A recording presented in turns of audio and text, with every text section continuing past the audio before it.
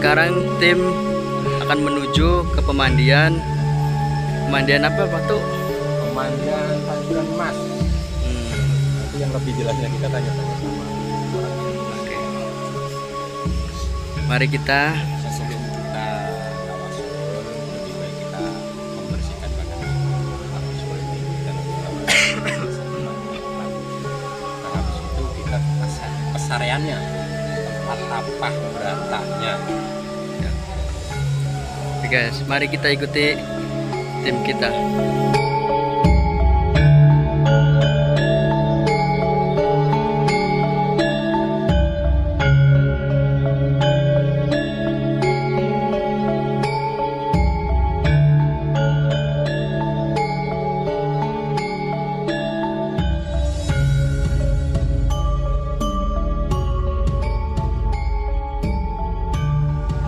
Wah, ini guys, suasana di dalam tempat pemandiannya.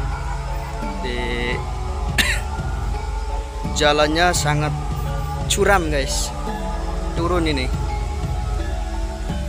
Nah, jadi kami dan tim jalannya juga hati-hati, takut kepleset.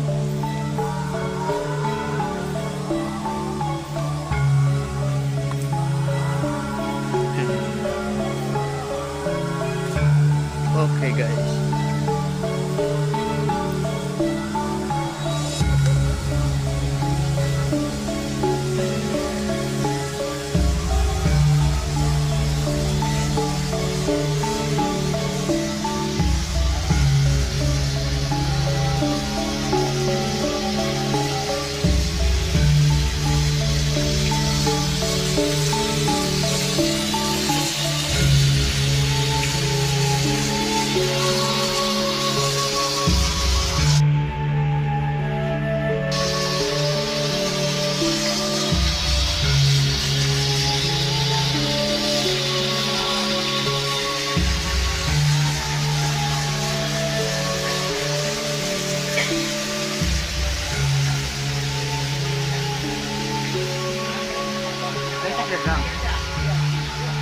Yakin, pakai dari bedang.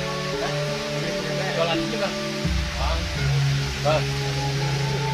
Ini pemandian kemudian Tanjuran Arjuna.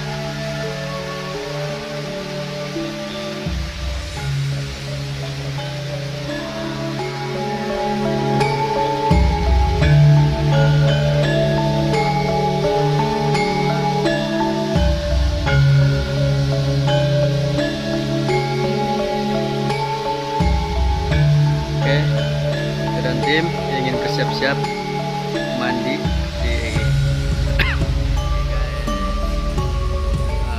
kami dan tim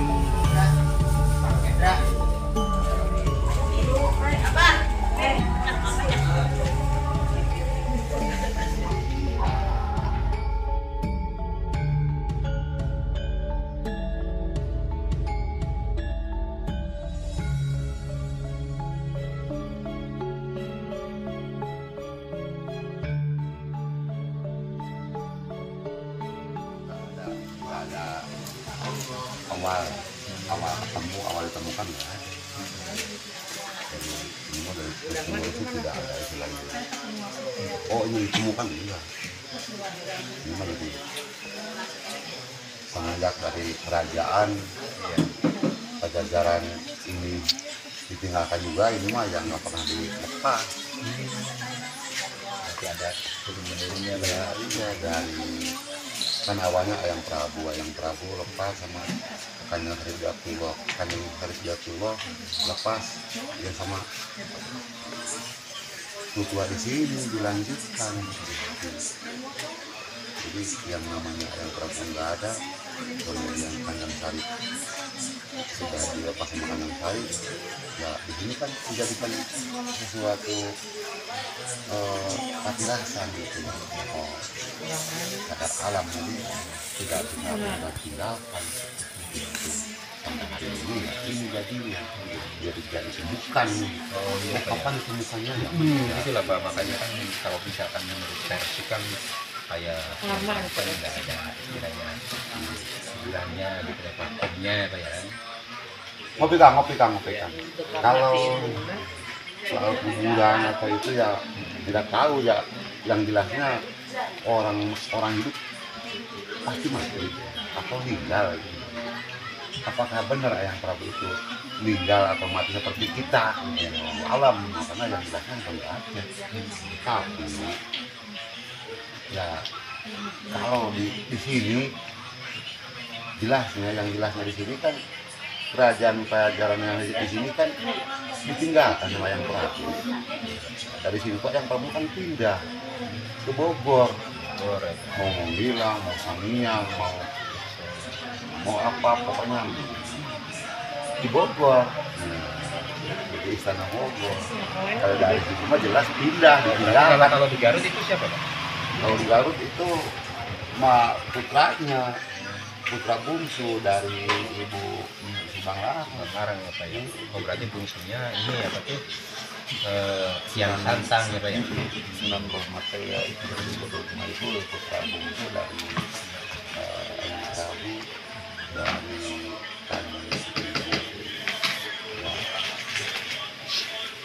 Subang Larang. Berarti kalau misalkan Cesar Hidayat Mulia Sunan Gunung Jati itu cucu. Itu putu. Bahasanya itu bukan putu, tapi ya buyut kali. Berarti berapa tempat Pak yang jadi pati asalnya yang Prabu? Oh nggak tahu itu. Waktu sama kadang ada 3 kabupaten kata. Tapi dulu kan kerjaannya mana? Ini. Oh di sini. Yang Mana kerjaannya? makanya kerajaan Pajajaran di sini lo ibah pokok di gua itu bakal ngejan, bakal campur aku lagi di gua. Makanya kerajaan Pajajaran tuh dari awal sampai Bina pokoknya di sini, ribuan tahun di sini, turun temurun sampai hampir ya 40 lebih 46 raja kerajaan di sini. Itu kerajaan itu bukan 5 tahun 10 tahun mungkin berapa tahun tapi jadi raja juga banyak umurnya nggak tahu berapa ratus dan berapa gede orangnya juga. Iya. Yang namanya Ayang Prabu aja menurut gambaran zaman Ayang Prabu kan agama Buddha kejaman, agama Hindu kejaman, agama Islam juga agama kejaman. Jadi mungkin umurnya apa? Ya sebelum meninggal itu yang Prabu itu sudah masuk Islam. Ayang Prabu itu sebenarnya pemimpin Islam. Gitu. Banyak yang orang nggak tahu masalahnya Pak ya. Ayang Prabu itu pemimpin Islam. Iya. Tadi tahu. Dari mulai Cirebon itu ujung Jawa Barat sampai ke Banten ujung barat Jawa Barat. Nah, Ayang Prabu ketika pernikahan terjadi dengan Mas Subang Larang, karena itu kan bukan baru mulai masuk Islam, juga Islam hanya menyatakan itu. Bahkan Ayang Prabu itu sebelum menikah dengan Kanjeng Subang Larang Islam.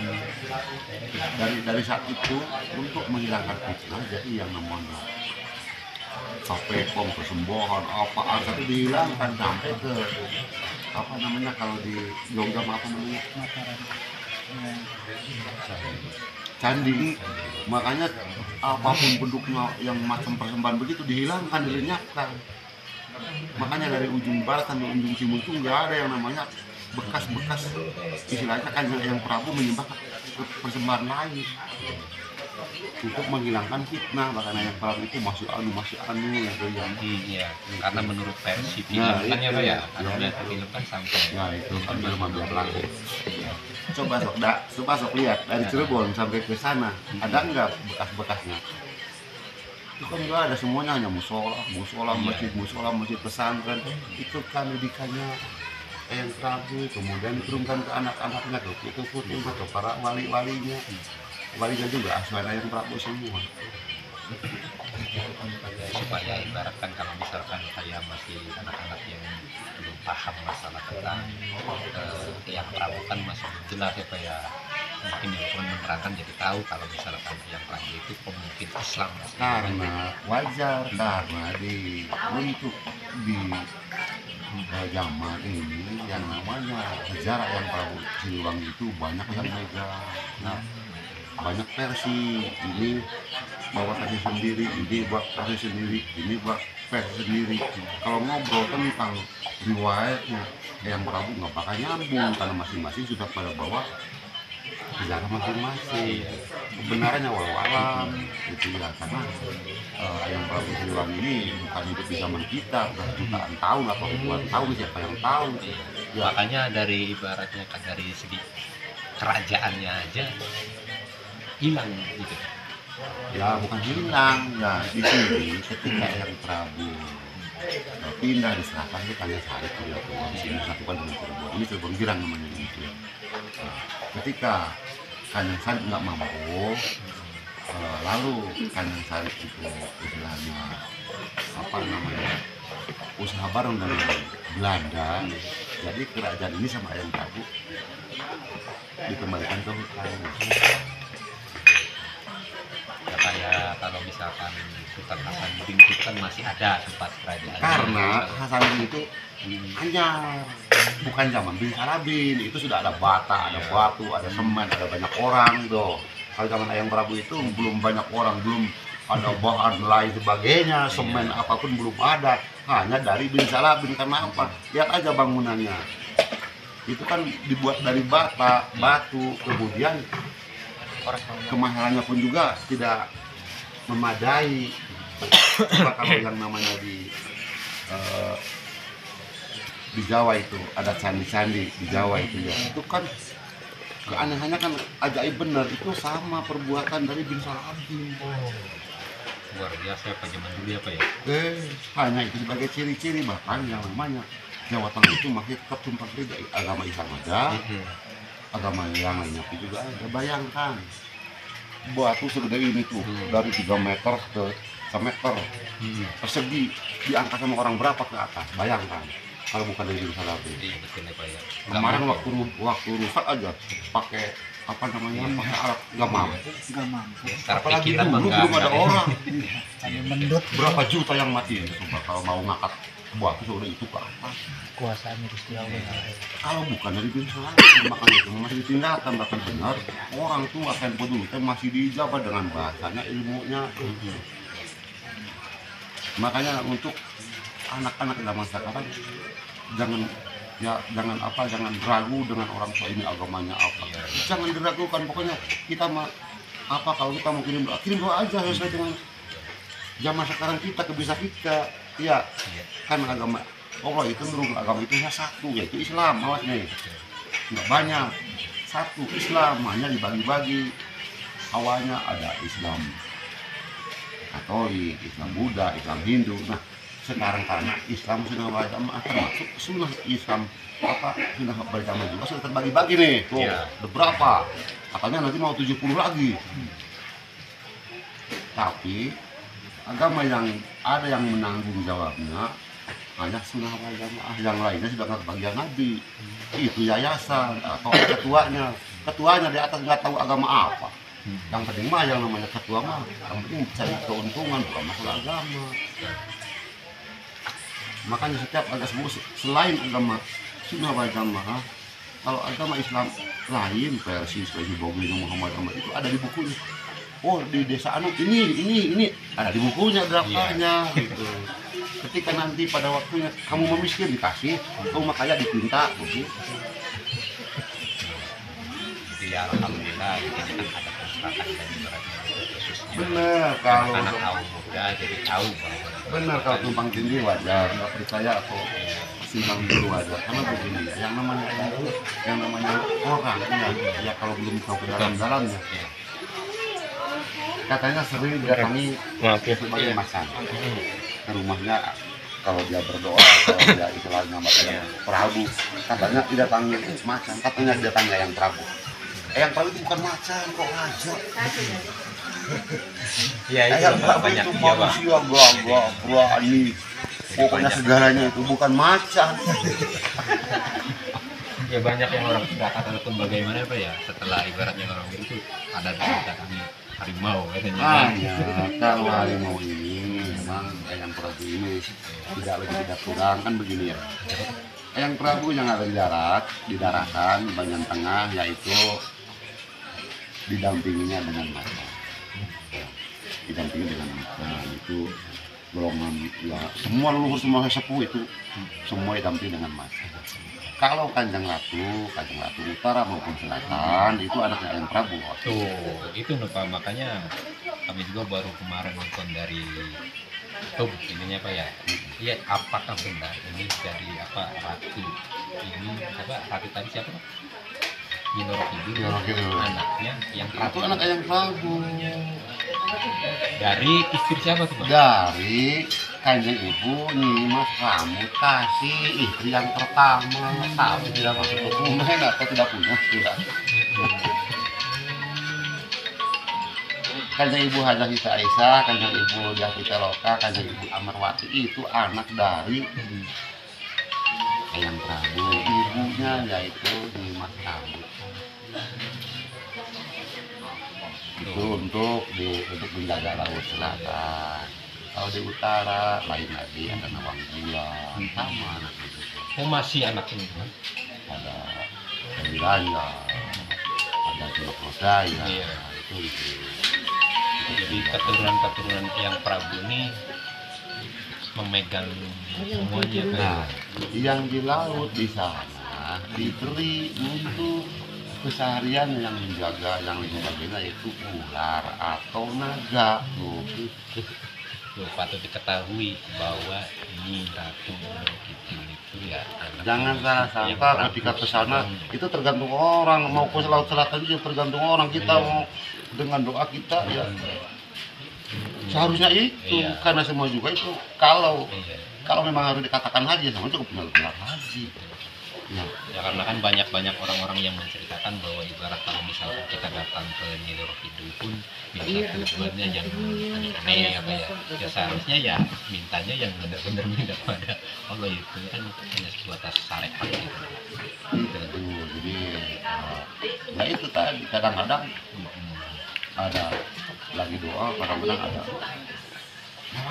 perasaan itu masa bilang yang Prabu yang bukan itu hanya mungkin itu istilahnya mungkin yang menjaga kita tapi Eyang Prabu ini ya kalau besar ataupun asuhannya atau penjaga Eyang Prabu ya ini itu bukan ini yang Prabu.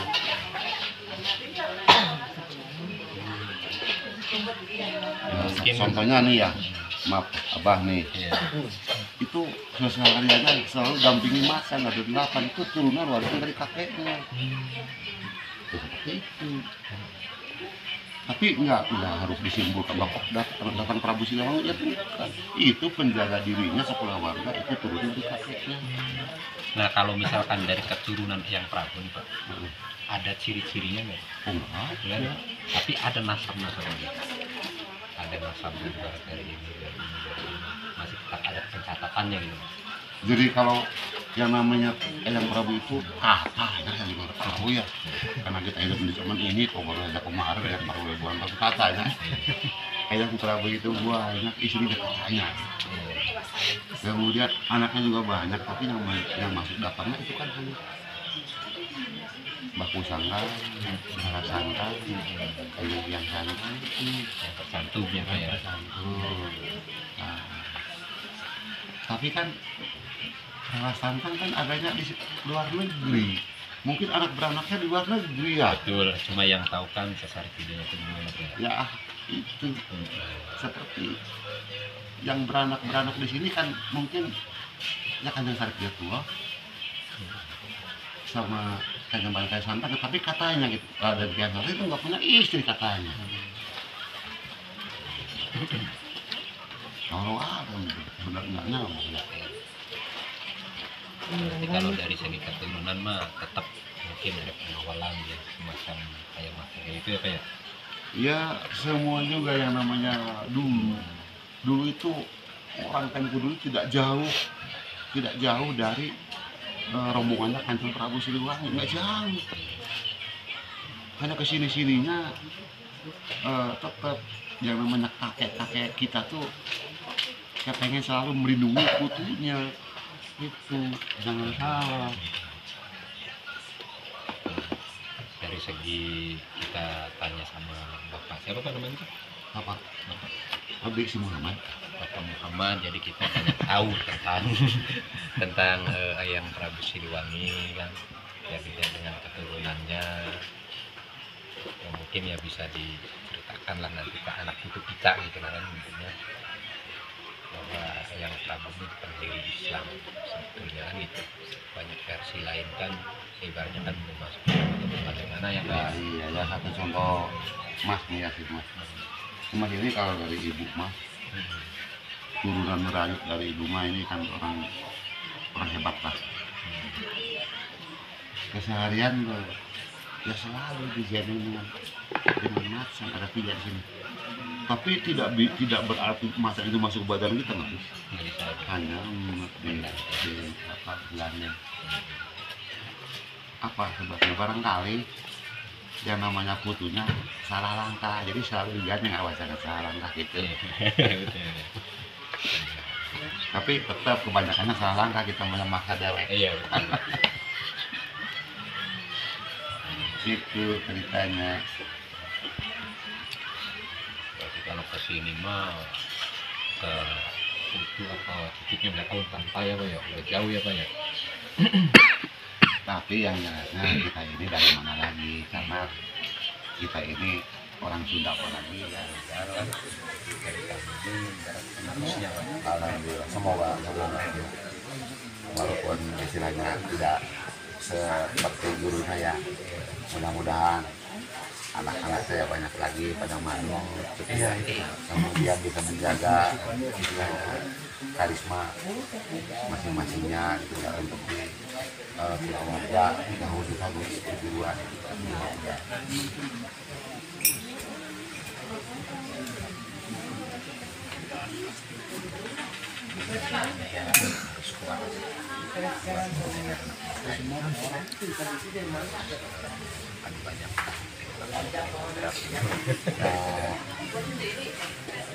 kalau orang bergabung di mana mereka dulu di bidang apa dia bergabung seperti itu. Karena kalau bergabung seperti ini nggak susah untuk menyambungkan ini, berarti susah kecuali sedikit-sedikit diajak, sedikit-sedikit fokus itu bagus.